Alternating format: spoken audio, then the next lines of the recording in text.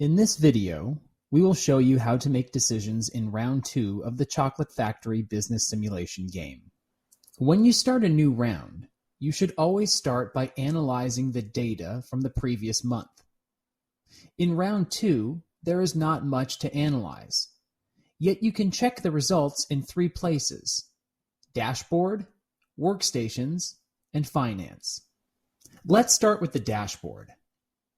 Unfortunately, the data is not very optimistic. Your net income is negative, which means your company had a loss in the first month. This is because you have started investing in your company and incurred the first costs, for instance, to create workstations. But you haven't started selling your products yet, so there was no revenue. But don't worry, from this round on, you can start selling your products.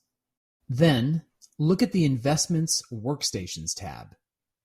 It is now possible to switch the view between the Decisions and Results sections.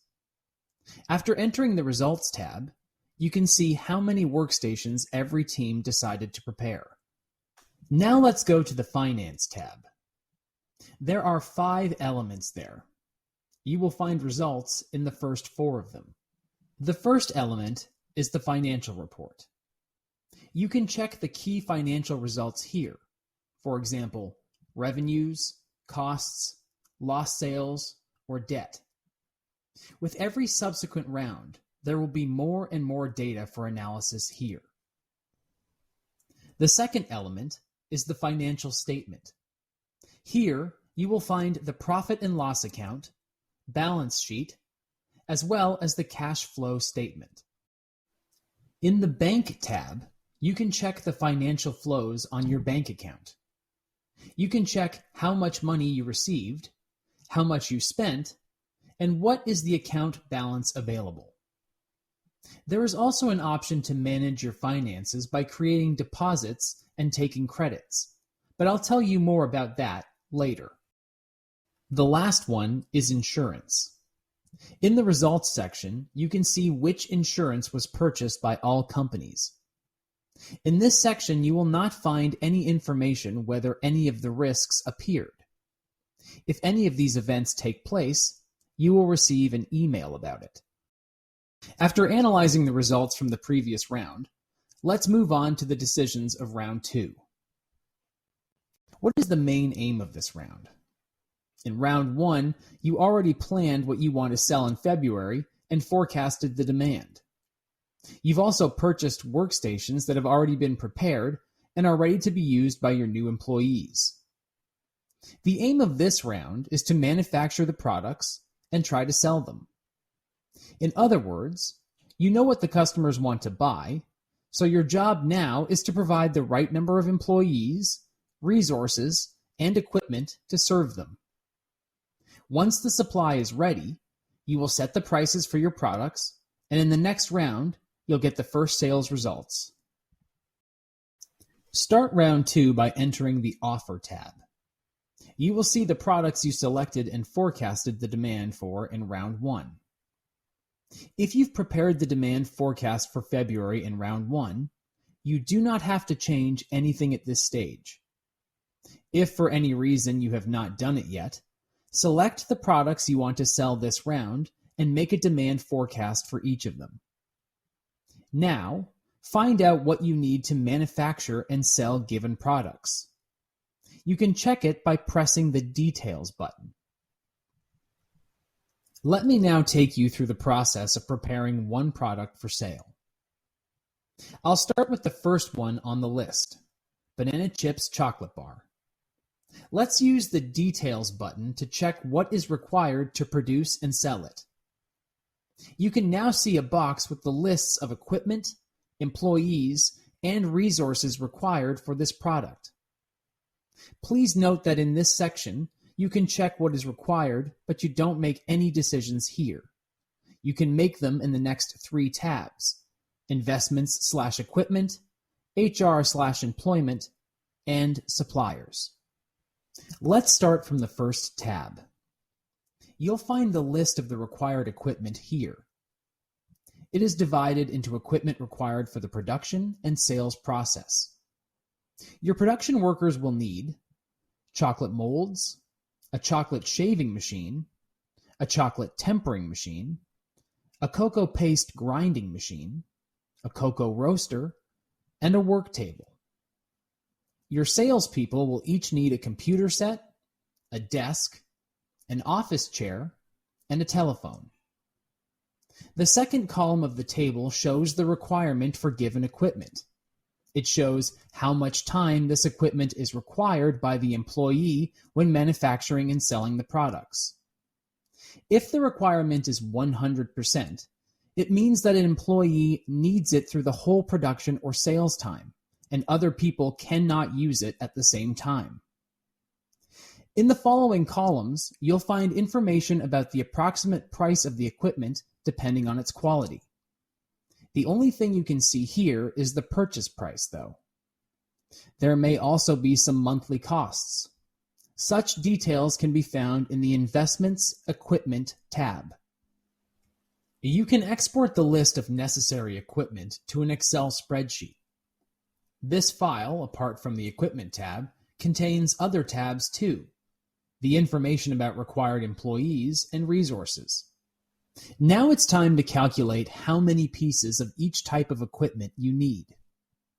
I've already prepared an Excel spreadsheet where I'll calculate the total production and sales time for every piece of equipment to see how many I need to buy. In the first table, I've copied the demand forecasts for February, as well as production and sales time from the Offer tab. Then, I'll calculate how much time every piece of equipment is needed for every product. Again, I strongly encourage you to build your own spreadsheets that'll help you make decisions every round. Start with the production equipment. Multiply the monthly demand forecast by the production time of one product. This way, you'll learn how much time your production worker will occupy every machine to manufacture a product. If a machine is used to manufacture various products, calculate the time needed for each of them and then add to get a total required equipment time. Let's see how it looks in practice with my banana chips chocolate bars. I need 6 types of production machines. I want to manufacture 900 banana chips chocolate bars, and it will take my employee 0.05 hours to produce each of them. We already know that the employee occupies the machine at 100% when they are using it, so each machine will be occupied for 45 hours. This is calculated as 900 bars times 0.05 hours. So, how many machines do I need? I hope you remember from the dashboard that equipment monthly working time is 160 hours. If the machine is needed for 45 hours, it means we need to purchase one machine of this type. Of course, I calculated the required time only for one product. If you decided to offer more products, now calculate the required time for each of them in exactly the same way. Then, sum up the required time for each of them and compare it with 160 hours. As you can see, my spreadsheet is prepared for this purpose. In the columns highlighted in yellow, it will add the time needed for every product to calculate the number of machines needed. Now, do the same thing with the sales equipment. Just this time, multiply the demand forecast times the sales time.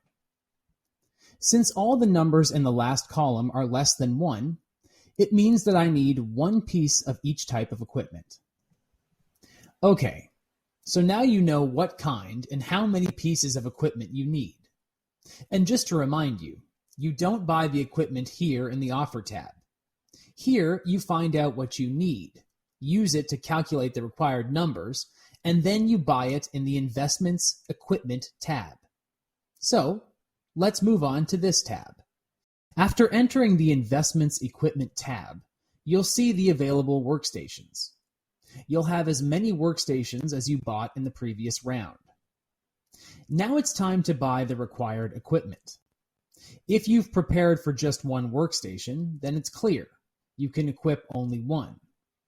If you prepared for more, remember to buy only as much equipment as you really need. You can leave some workstations empty to be used in the future. Press the Buy Equipment button on the selected workstation. You'll see the list of the equipment that you can buy. Which equipment should you buy? Well, remember that the list of the required equipment can always be found in the Offer tab after clicking the Details button. On the list, next to each piece of equipment, you'll find information about its quality, from 1 to 3 stars, the cost of purchase, and monthly costs. First, equip the production workstations. Decide what quality equipment you want to buy. High-quality equipment is more expensive, but employees will be happier with it. In my case, I'll go for the standard quality. For the production of banana chips chocolate bars, I need to buy 6 types of equipment: chocolate molds, a chocolate shaving machine, a chocolate tempering machine, a cocoa paste grinding machine, a cocoa roaster, and a work table. I confirm my purchase by pressing the OK button. In the Purchased in the Current Round section, I can see the pieces of equipment that are ready to be used in my company. If it turns out that you bought a wrong piece of equipment, for example, you selected the wrong quality of equipment that's not required at this point, you can simply delete it. Remember that until the game is advanced to the next round, you can change every decision. When you have the required production equipment, go to the sales workstations to purchase the equipment needed by your sales staff. When everything is ready, go back to the Offer tab and let's see what's next. In the Offer tab, go back to the details for the banana chips chocolate bar. We've bought the equipment already, so let's go to the Employees tab. To offer this product to my customers, I have to hire a production worker and a sales specialist. In the table, you can see the average salary of such employees depending on the experience level shown with stars. And again, in this tab, we can only check the requirements. Decisions are made in the menu, in the HR tab. Let's go to the HR Employment tab. Here, you can see the workstations you bought in the previous round. You can hire a maximum of as many employees as the number of your workstations. Remember that in round 1, after making the demand forecast, we already calculated how many employees we need to hire. In my case, it was 1 employee of each kind to produce and sell all products in February.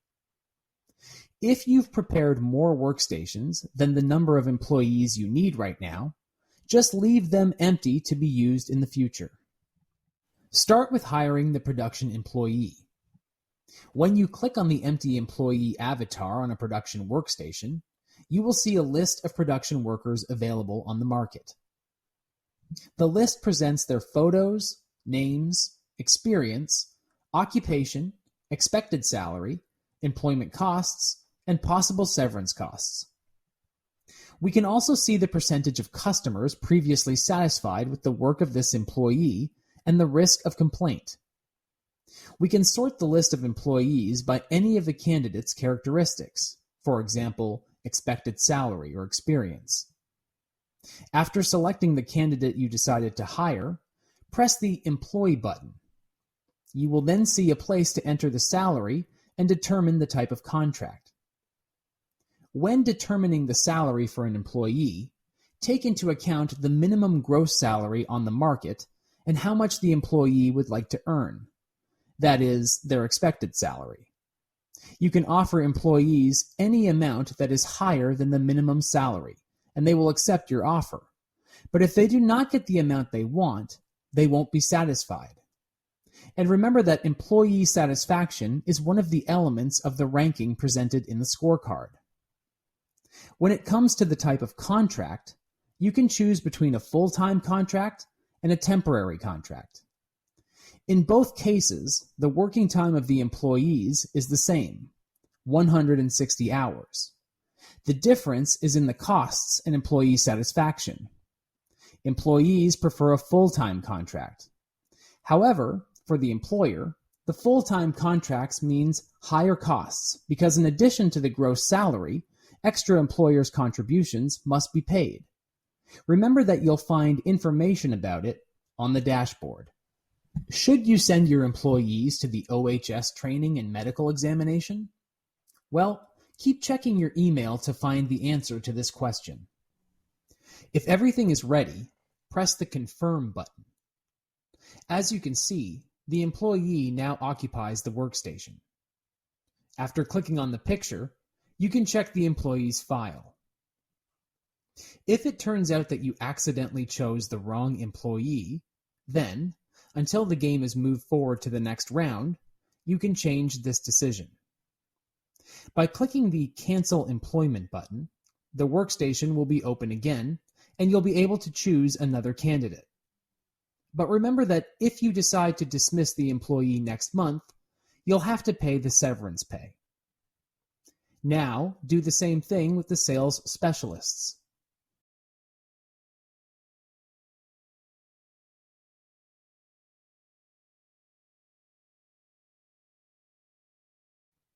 Once you've selected your candidates, you'll see a summary of the salary costs of all employees at the top of this page. If you hired them full-time, the summary will include the extra cost of employers' contributions. Okay, we've already bought the equipment and hired the employees. So, let's get back to the Offer tab and find out what to do next. After clicking the Details button under Banana Chips Chocolate Bar, choose the Resources tab. You will find a list of 5 types of resources there, which are required to manufacture this type of bar. For each bar, you will need banana bites, chocolate wrapper, cocoa beans, cocoa butter, sugar. Next to every resource on the list, you'll find details about the amount needed to produce one bar. You can also see average prices of different qualities of this resource there. So now it's time to calculate the demand for all resources. I will again use an Excel file that I've prepared earlier. In my file, I prepared a special tab where I copied the list of resources required for the production of the Banana Chips chocolate bars and the demand forecast from the Offer tab. I also prepared a table where I'll calculate the required amount of resources. In order to produce one Banana Chips chocolate bar, I need the following resources. Banana bites, 10 grams per 1 bar. Chocolate wrapper, 1 wrapper per 1 bar. Cocoa beans, 70 grams per 1 bar. Cocoa butter, 10 grams per 1 bar. Sugar, 10 grams per 1 bar. So now let's calculate how many resources we need to produce 900 Banana Chips chocolate bars. Banana bites. I'll now multiply 900 times 10 grams. The total amount of banana bites I need is 9,000 grams, or 9 kilograms. Chocolate wrapper. 1 wrapper per 1 bar. So I need 900 wrappers. Cocoa beans. 900 times 70 grams gives me 63,000 grams, which is 63 kilograms. Cocoa butter. 900 times 10 grams is 9,000 grams, or 9 kilograms. And sugar. Also, 900 times 10 grams is 9,000 grams, or 9 kilograms. Now, I know the amounts. Let's go and purchase the resources. You can purchase the resources in the Suppliers tab. Here, you'll find companies providing resources. All suppliers offer all the possible resources, but their offers differ in price. You can buy all resources from one company, or you can carefully analyze the offers and choose the best option from every supplier. The choice is yours. Under every supplier's name, you'll find the following buttons. The resource database is the catalog of the company's products. After pressing this button, you'll find the exact offer of this supplier, and you can order the necessary resources there. The button Show Ordered Resources will take you to a table in which the resources that you have already ordered from this supplier will be displayed. It's something similar to a shopping cart in an online store. There are a few more things you need to know about the suppliers. First thing is the supplier type. You can buy from local suppliers or big global corporations. Buying from local suppliers is a way of supporting local communities and helping to build sustainable businesses. Then you'll have to decide what to do with the resources that you don't use. For example, when you produce fewer products than you planned or purchase too many packages, the resources can be either left in stock to be used next month, or the order from the supplier can be canceled. In both cases, there is some cost. When you decide to keep the resources in stock, you'll bear the storage costs. If you decide to cancel the order, the supplier will charge you 10% of the returned resources value for the cancellation. You decide which option you want in the Return of Excess Resources section. There's a Select button. Automatically, it is not selected, which means the unused resources will be kept in stock. If you select it and the button turns green, all the unused resources will be returned to the supplier. You make this decision for every supplier separately. Now let's open the resource database for any of the suppliers. You'll see a list of all the resources that you can buy from this company. What's very important is to see that the resources are not sold individually, but in large packages or sets. For example, banana bites are sold in 7 kilogram packages, and bay leaves are sold in 1 kilogram packages. This means that before I make my resource purchases, I need to check the size of packages in the supplier's offer. So let's go back to my Excel file.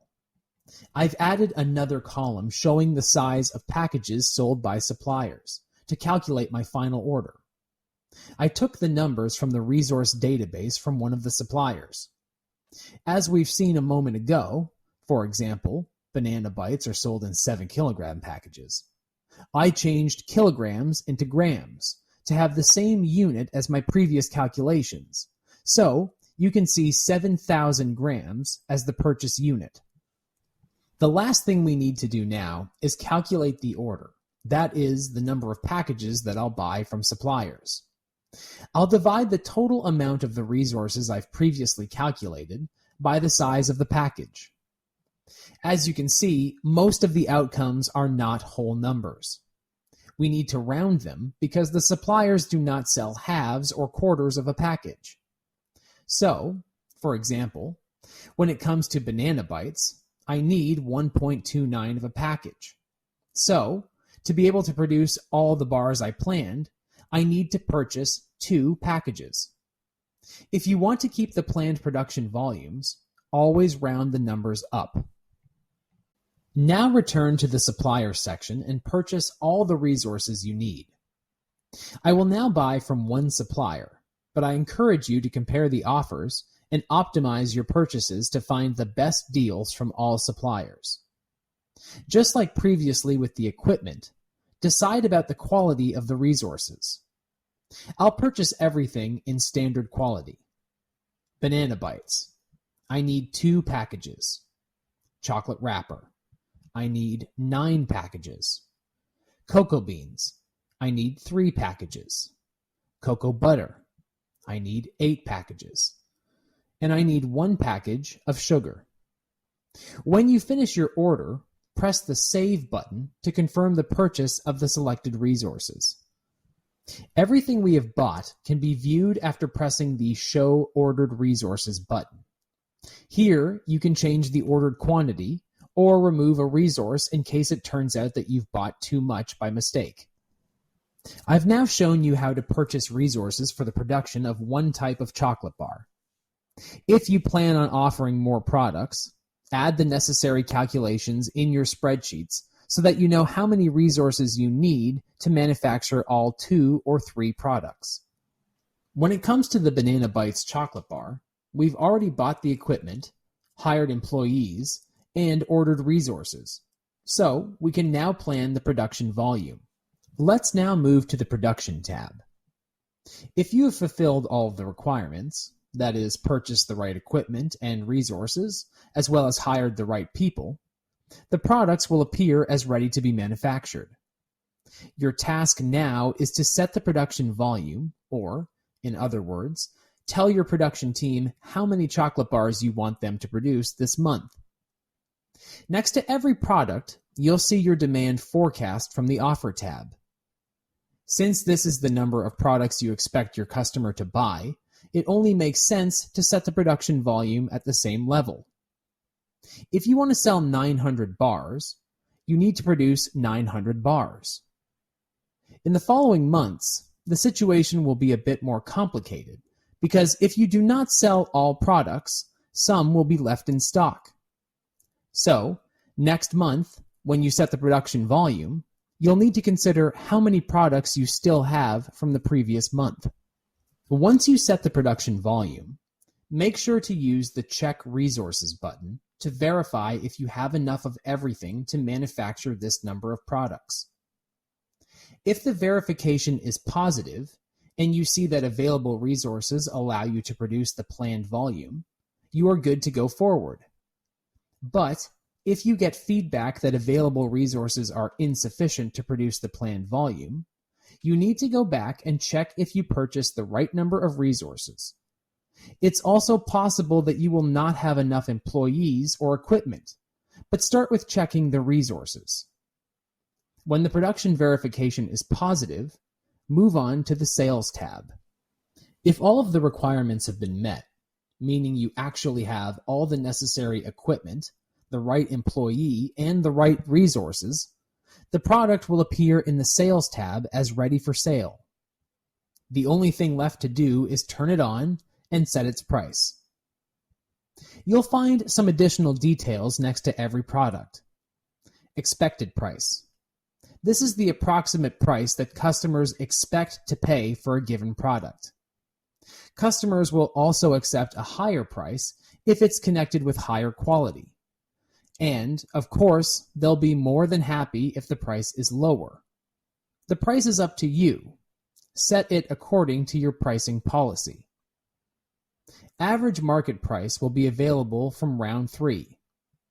It tells you what the average market price of the product is, based on the prices set by all the companies offering this product last month. So let's turn on the Banana Chips chocolate bar using the Select button. 2 fields will appear, one for entering the price, and the second for entering the discount. The expected price will automatically appear in the price field, but you can modify it according to your strategy. The discount is not obligatory. You can use it to make your offer more attractive. The customers will pay the final price reduced by the discount. In this way, we have prepared the first product for sale from scratch. However, remember that if you choose to sell 2 or 3 products, now you have to deal with the remaining requirements. We have to go back to the Offer tab and, similarly to what we did with the Banana Chips chocolate bar, analyze the requirements for equipment, employees, and resources. I'll give you a small tip. For the first 3 products, the equipment and employee requirements are the same. So, actually, you only need to take care of the resources. What to do if the product still does not appear in the Sale tab, despite the fact that you've already bought equipment, resources, and hired an employee? If this is the case, you should check if you have really bought all the required elements. The system will tell you where to look for the error so that you'll know if the problem lies with the equipment, resources, or employees. So if the product is not ready for sale, always go back to the Offer tab first and check the requirement in the Details button. Then read carefully what is needed and, step by step, check the Equipment, Employees, and Suppliers tab if everything is purchased.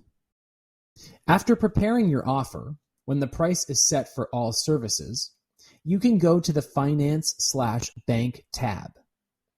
You can manage your finances there by creating a deposit or taking a credit. If you want to create a deposit, enter its amount and length.